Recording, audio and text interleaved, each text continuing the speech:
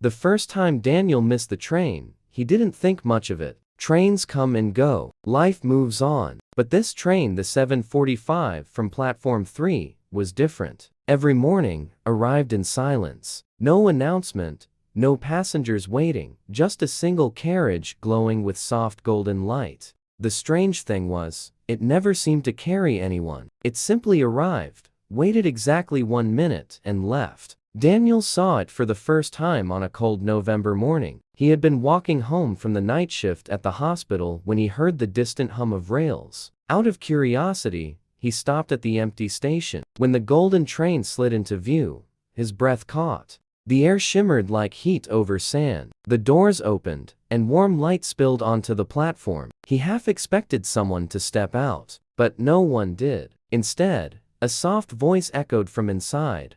"All aboard for those who are ready."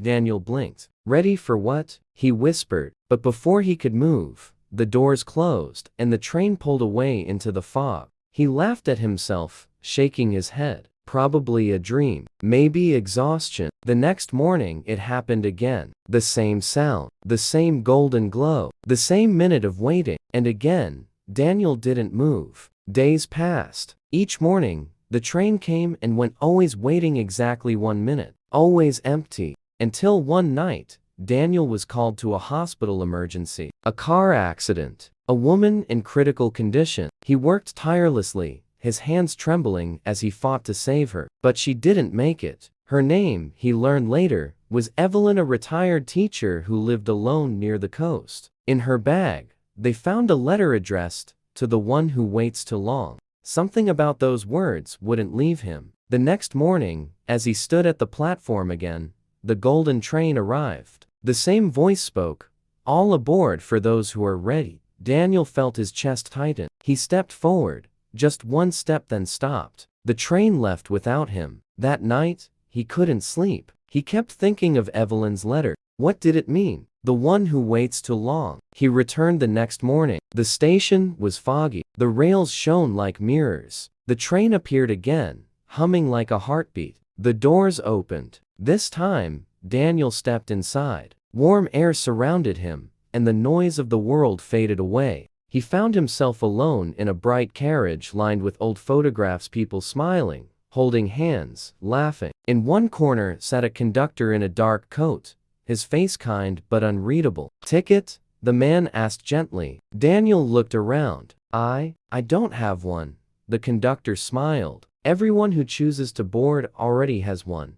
The train began to move, smooth as a dream. Outside, time slowed. The fog lifted, revealing landscapes Daniel had never seen, fields of light, rivers of stars, skies that shifted between day and night. He felt peace, something he hadn't felt in years. He saw images flashing through the windows, moments from his life, his mother's smile, his first day as a doctor, the patients he had saved, the ones he hadn't. Then, one image froze, the face of the woman from the hospital, Evelyn. She was smiling now, healthy and calm, standing beside a gate of light. Daniel's throat tightened. "Evelyn," the conductor spoke softly. "She was ready. You helped her find peace."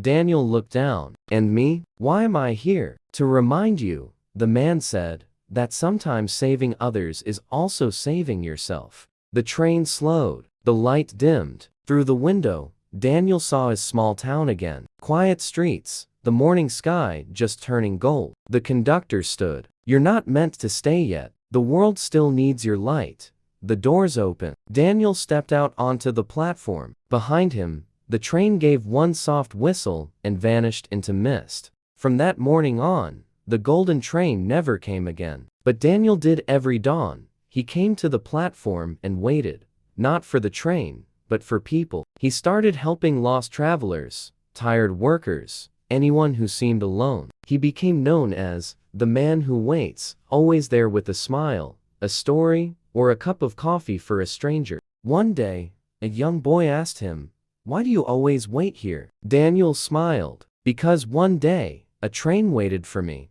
He handed the boy a note. It read, "All aboard for those who are ready," and underneath, in smaller writing, 95 of people don't subscribe, don't be one of them." The boy laughed. Subscribe to what? Daniel winked. To life. Years later, when Daniel's time finally came, those who knew him said the 7:45 train appeared again just once. This time, it didn't leave after 1 minute, because it was waiting for the man who never missed his chance again. And as the light carried him away, those on the platform swore they heard a whisper in the wind. Be ready. Be kind. Be the light.